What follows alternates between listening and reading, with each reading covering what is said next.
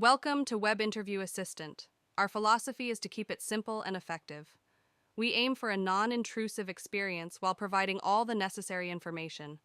When users visit the web page, they can sign in with their Google accounts by clicking Start. This brings you to the main page, featuring the Start Interview button. Before starting, you can add a title to your interview for easy reference.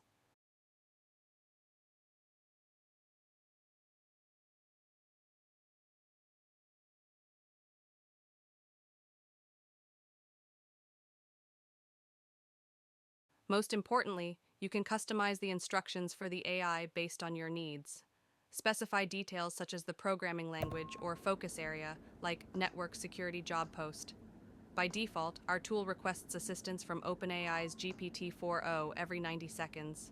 You can adjust this interval from zero point 0.5 to 10 minutes to match your interview pace. Below the AI settings, you'll see the candidate's score, helping you assess your performance in real time, evaluated by the GPT-4o model. In the top right corner, click on your profile picture to access account logistics, including past interviews, remaining minutes, and a feedback form for our team. Starting the interview. Once you're ready, click Start Interview. The transcription will appear on the left panel with annotated responses from the AI every 90 seconds.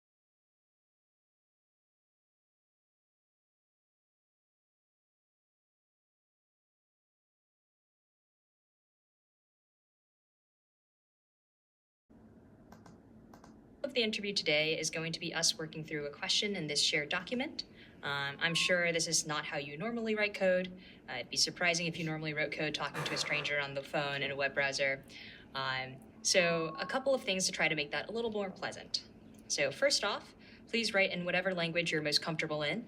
There's syntax highlighting for a lot of popular languages in the upper right corner of your screen.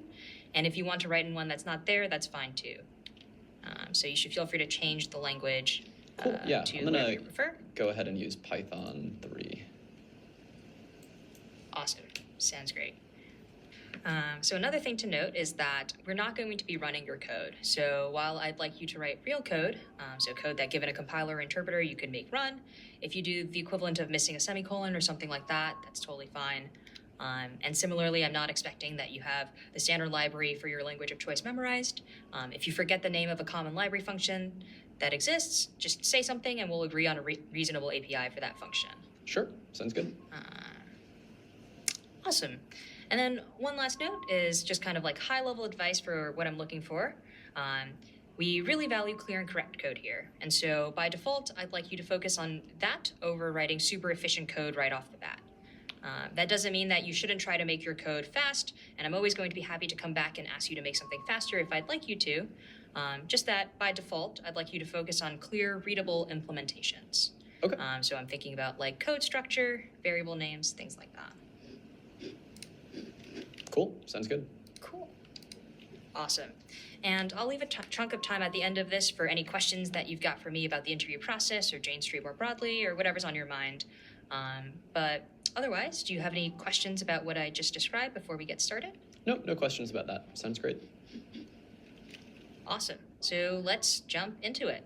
Today, we're going to be dealing with unit conversion.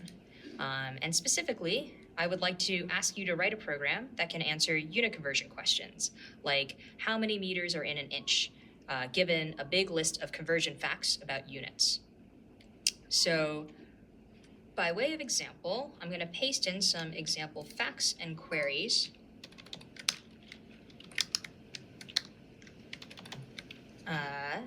In the coder pad.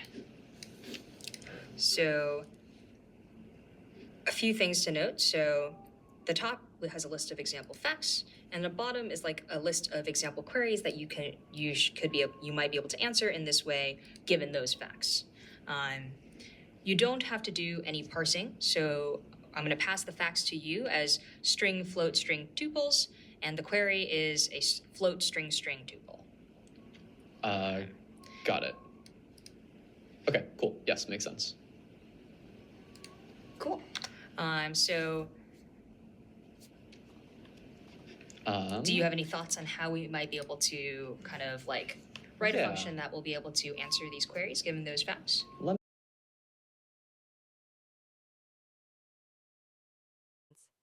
The AI uses the entire conversation context, and you can update the response frequency during the meeting. Our tool runs on any browser, operating system, or device, both mobile and desktop. It can transcribe meetings from platforms like Zoom and Google Meet. When finished, click the Stop button. On the home page, you can review past interviews and transcripts stored under your account.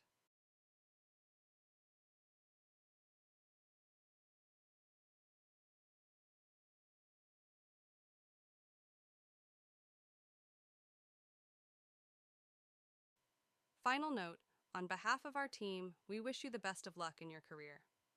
While this tool is a valuable aid, it cannot replace thorough interview preparation. We're here to help if you get stuck. Good luck and happy interviewing.